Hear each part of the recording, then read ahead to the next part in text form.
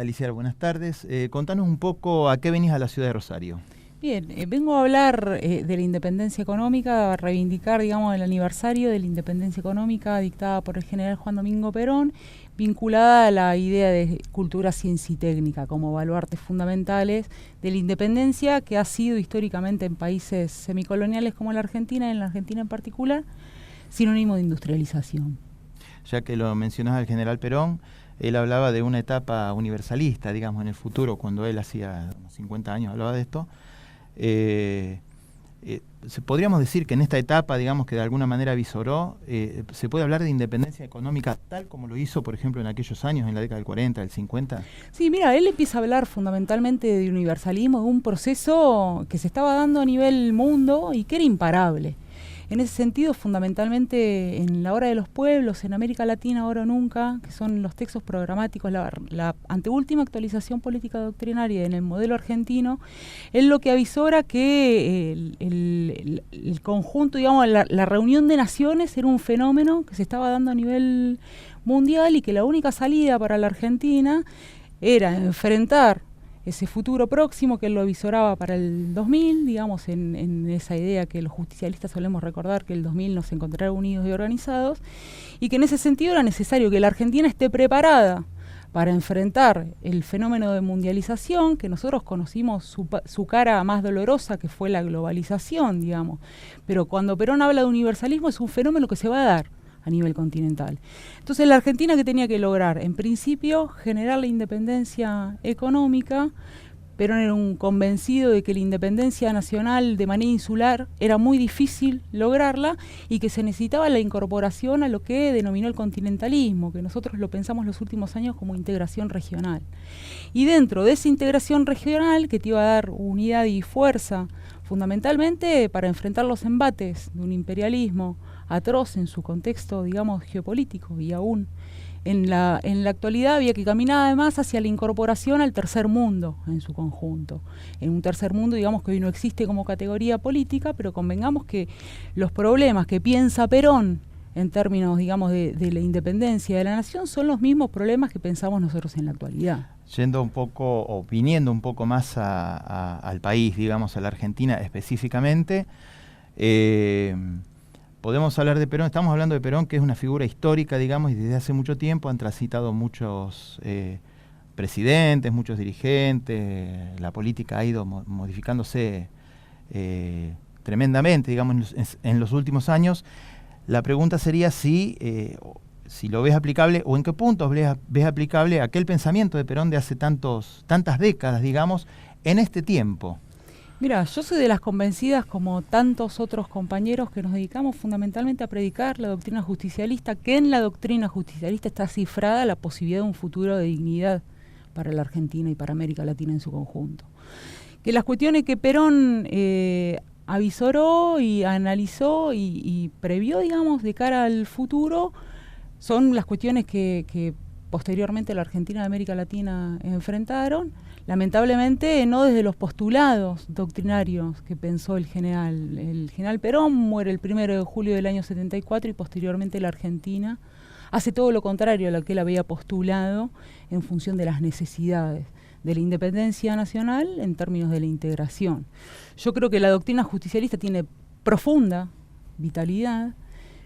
Deberemos hacer lo posible por reactualizarla en función de las necesidades y de un mundo que indudablemente ha cambiado, pero cuyos problemas estructurales continúan siendo los mismos, que somos un país inacabado.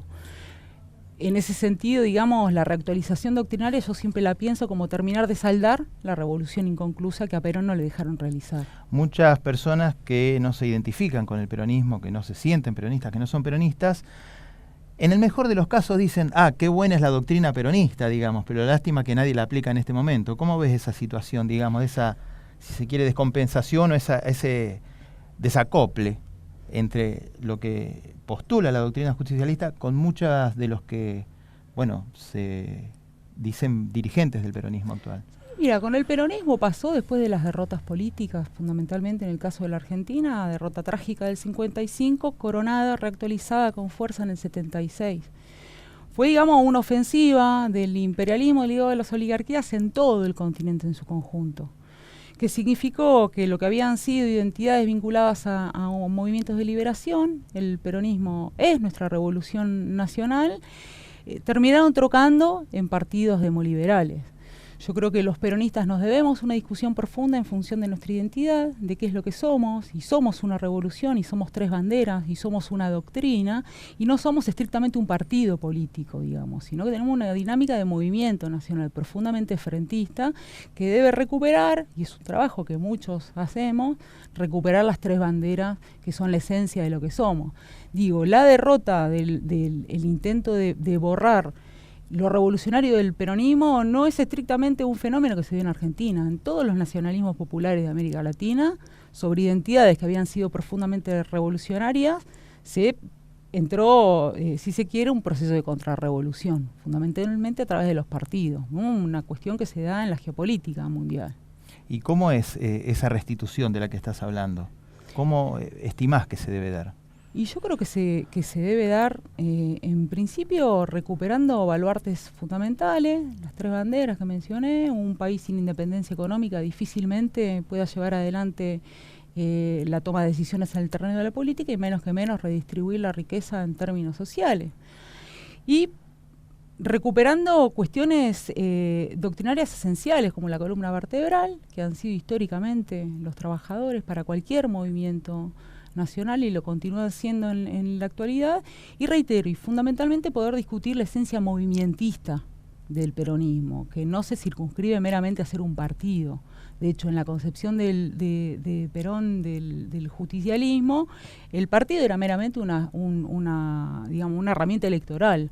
Ahora, el movimiento era mucho más amplio, y eso requiere, digamos, una recuperación doctrinaria en función, además, de lo que hay que hacer, de los grandes desafíos que tiene la Argentina, de plantearse un proyecto, que yo creo que está escrito, que Perón lo escribió en el año 74, y no lo recuperamos, habrá que releerlo en función de las necesidades actuales, y cuestiones fundamentales que tienen que ver con volver a revisitar las necesidades profundas de nuestro pueblo a nivel de la comunidad. ¿Puede ser que este pensamiento que te transmito ahora sea cierto o cómo lo ves vos? Perón le hablaba, podríamos decir, a los argentinos en líneas generales. De hecho, naturalmente, le hablaba a sus partidarios, digamos, a los peronistas, pero se abraza con Balbín, por ejemplo. El peronismo de ahora parece que no le habla tanto a los argentinos. Tiene una visión, si se quiere, más endogámica de la política. No sé si es que compartís este concepto, si no compartís, si lo compartís, ¿por qué pensás que sucede eso? Si algo ha tenido históricamente el peronismo es un profundo mensaje de unidad nacional, digamos, de poder revisar cuál es realmente y señalar cuál es el enemigo estratégico de un proyecto nacional independiente. Y eso en Argentina se llama oligarquía ligada al imperialismo.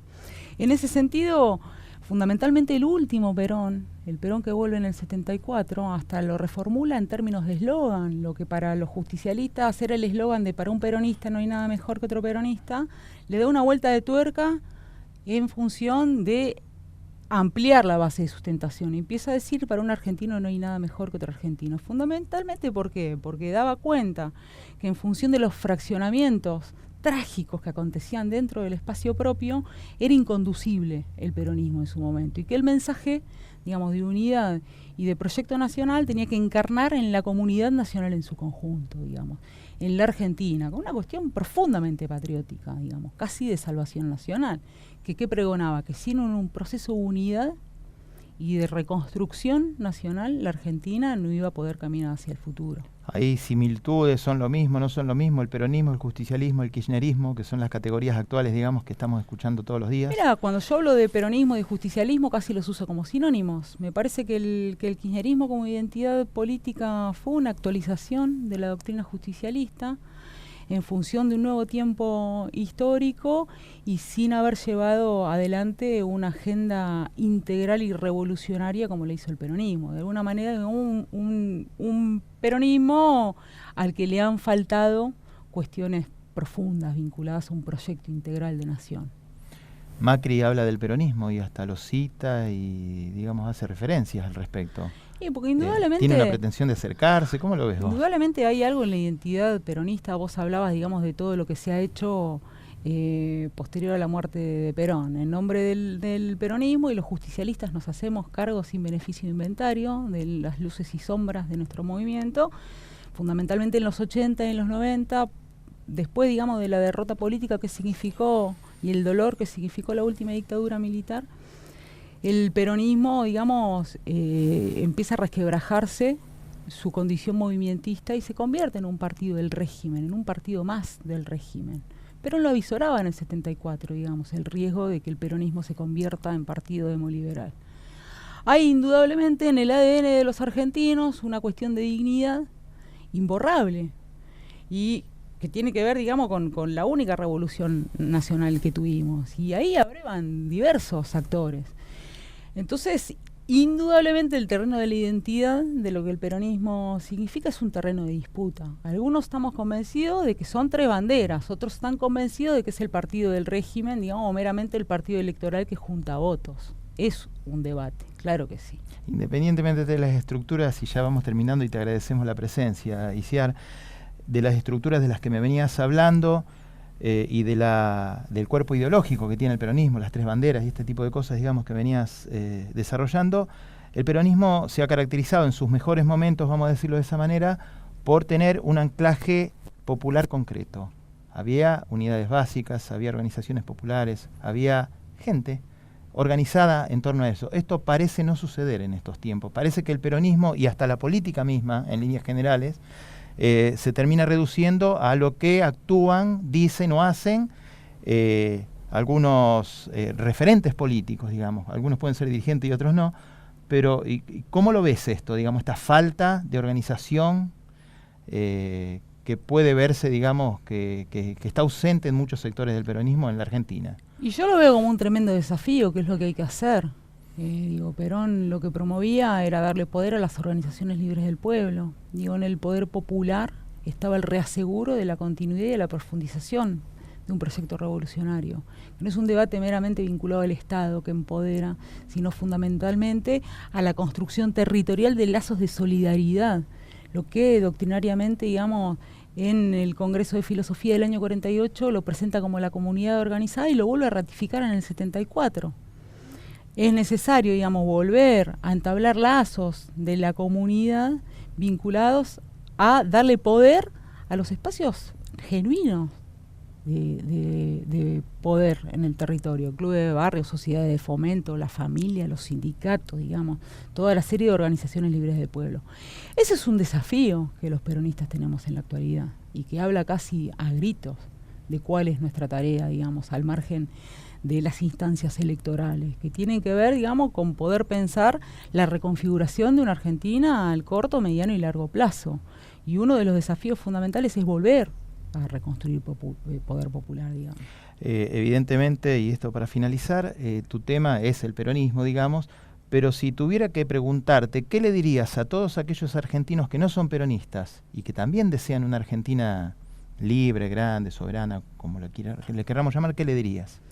Y mira, el peronismo no es sectario ni excluyente, digamos, ha sido un proyecto para la Argentina. De hecho, cuando vos revisás la configuración histórica de lo que el peronismo es, abreva en el comunismo, en el socialismo, conservadores, anarquistas, digamos, todas las fuerzas políticas de la Argentina constituyen el esquema frentista de lo que es posteriormente, digamos, la fuerza que accede al poder en el 45. En ese sentido, digo, hoy urge un proceso de unidad donde la cuestión de la Argentina, digamos, como identidad que tenemos que salvar, porque se trata, digamos, de un proyecto de salvación nacional frente a una Argentina, digamos, que se está regalando el patrimonio nacional al extranjero, está hambriando a nuestro pueblo. Urge, digamos, salirse de la discusión de banderías chiquititas, digamos, y pensar en grande, digamos. Isiar, te agradecemos la presencia. No, la agradecida soy yo.